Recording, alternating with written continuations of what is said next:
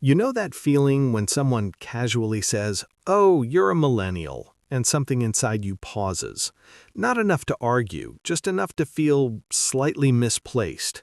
And when someone else confidently groups you with Gen X, that doesn't fully land either.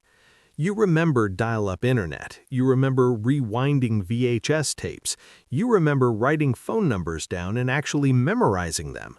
But you also instinctively refresh your inbox. You check maps on your phone even when you already know the way. You feel a small wave of stress when your battery drops below 20%. You grew up offline, but you live online. On the outside, that looks like adaptability, like you simply kept up with change. And you did. But underneath, it can feel like being stretched between two different speeds of life.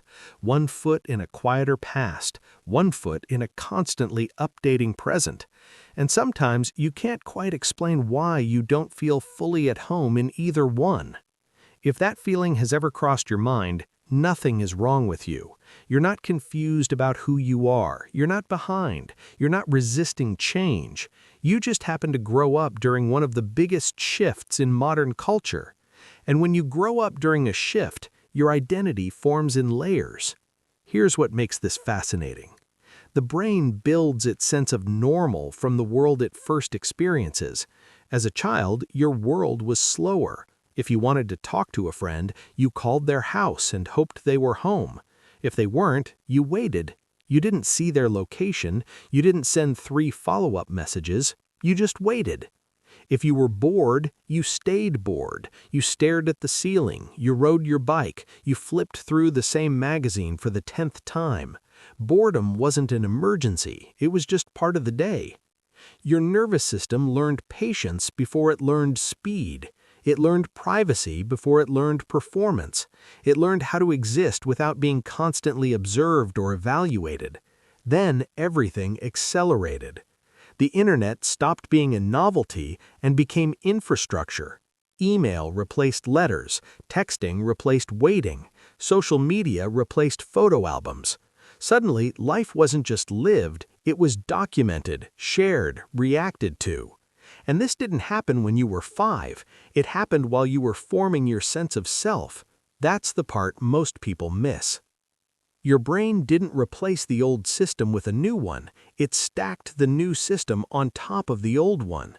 So now you carry 2 sets of rules inside you, one built for slower rhythms, one built for instant response. This is where it gets interesting. You can disconnect without falling apart. You remember when being unreachable was normal, but you also feel that subtle pull to stay updated, to reply quickly, to not fall behind. You understand privacy deeply, but you also understand that visibility can create opportunity. There's a reason this feels slightly tense at times. Your early sense of safety came from a world that valued delay. Your adult world rewards immediacy. Those 2 speeds don't always match. And because you've lived in both, you notice the difference more than most. Here's another layer. Your identity was formed mostly offline. Your teenage mistakes weren't permanently archived. Your awkward phases weren't searchable. You experimented with who you were in smaller rooms with fewer witnesses. That kind of development builds a certain internal steadiness. Your sense of self wasn't shaped by algorithms. Then, algorithms entered the picture. Likes, followers, views, public reactions, invisible audiences. You adapted, of course you did, but those numbers didn't build your foundation. They were added later. So part of you can participate in digital culture without fully believing in it. You can engage without being fully consumed. This creates something subtle, perspective. Because you remember life before constant comparison, you know what it feels like to exist without a scoreboard. So when social media becomes overwhelming, part of you recognizes that it's noise. You've seen another way to live. At the same time, you don't reject the present. You appreciate what technology makes possible: access, flexibility, new paths that didn't exist before. You've probably reinvented parts of your life because of these changes. You're not anti-technology, You're bilingual, analog and digital. And being bilingual takes effort. You're constantly translating between worlds. When older generations struggle with new systems, you understand their hesitation. When younger generations move seamlessly through digital culture, you understand their speed. You can see both sides clearly, but standing in the middle can feel invisible. If this conversation is resonating so far, take a moment to subscribe to the channel. These videos are for people who like slow, thoughtful reflections like this. And if you've ever quietly felt in between, you're not alone here. Now, here's where it gets even more interesting. Because you've lived through massive change, you don't assume stability. You've seen industries rise and fall. You've watched technology reshape careers. You've seen social norms flip within a decade. That creates a quiet realism inside you. You don't panic easily when things shift. You've already adapted more than once. But constant adaptation can create a subtle fatigue, not dramatic burnout, just steady adjusting, updating, learning new systems again and again. There's also something about nostalgia that feels different for you. It's not just about old music or old shows, it's about pace. It's about remembering a nervous system that wasn't constantly stimulated, fewer notifications, fewer comparisons, fewer invisible audiences watching every move. When you think about the 90s or early 2000s, you're not just remembering trends, you're remembering quiet. That quiet shaped you. So when modern life feels loud, part of you isn't being dramatic. It's remembering a different baseline, a slower rhythm that once felt normal. And yet, you don't fully romanticize the past. You remember its limits too. Fewer options, less access, harder barriers. You've seen both the simplicity and the constraints. That dual awareness creates balance. You're less likely to blindly worship the past. You're also less likely to blindly chase every new thing. You've seen cycles. You know trends fade. You've watched platforms explode and disappear. That perspective can make you calmer than others during big cultural shifts. It can also make you feel slightly detached, not cold, just aware that most things are temporary. Here's something else.